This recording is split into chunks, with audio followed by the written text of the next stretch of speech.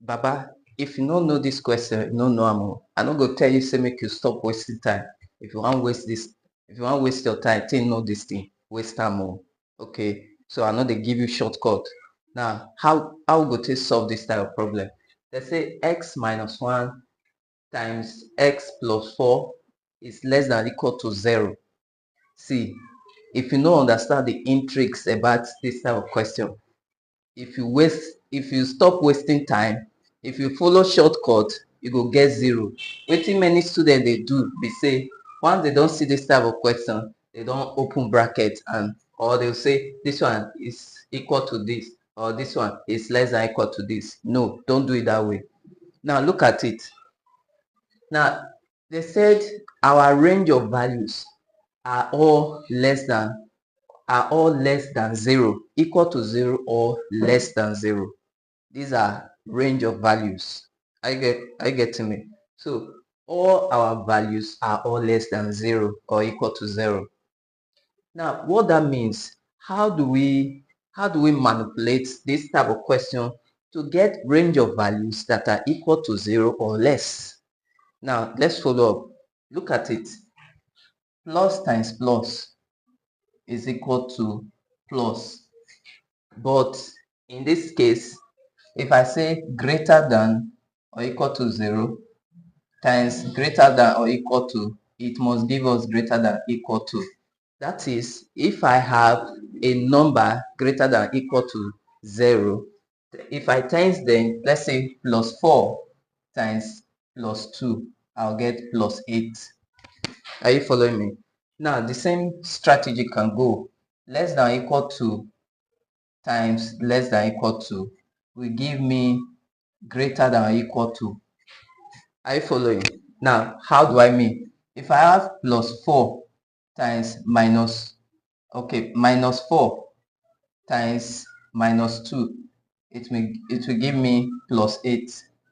Is plus 8 not greater than equal to greater than what? 0 is greater than. So now let's follow. This sign is a negative form. Now how do I do it? Do you remember that plus times minus will give me minus?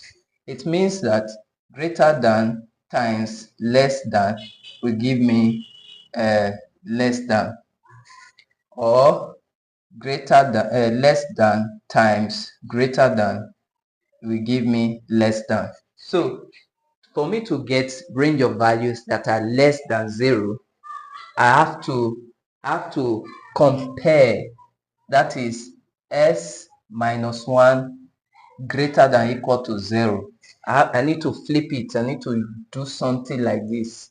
I need to flip it. So therefore x is greater than equal to 1.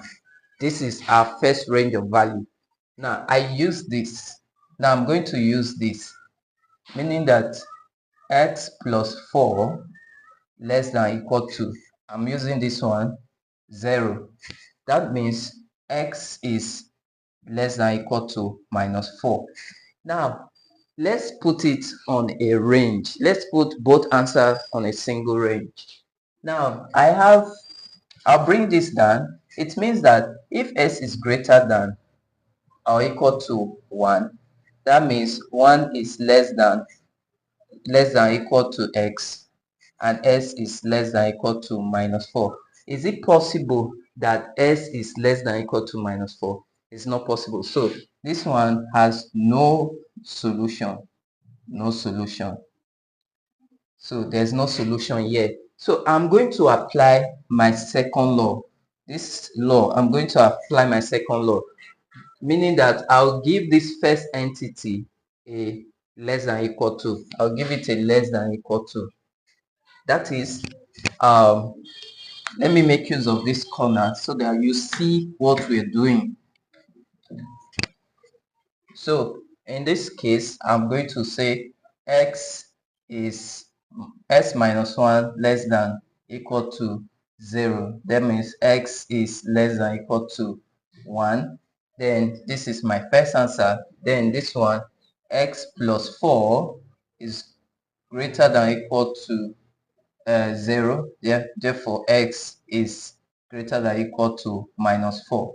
Now, if I put it in a range of scale, I'm going to have minus 1 is greater than or equal to x, and x is greater than or equal to minus 4, meaning that 1 is greater than or equal to 4. So 1 is greater than 4. That means this is the solution. So I'll see you in the next class.